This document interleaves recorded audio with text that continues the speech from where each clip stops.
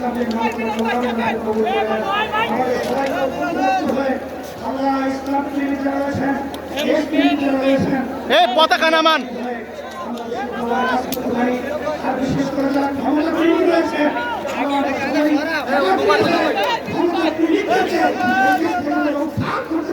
আমাদেরকে দর্শন দান করে।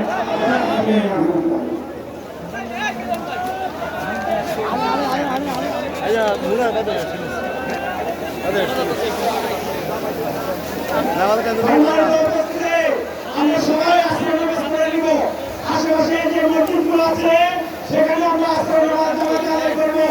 ইসলামের নামাজ হবে এবং যেখানে সুবিধাজনক স্থানে আমরা সবাই নামাজ পড়ে নিব। সবাইকে ধন্যবাদ।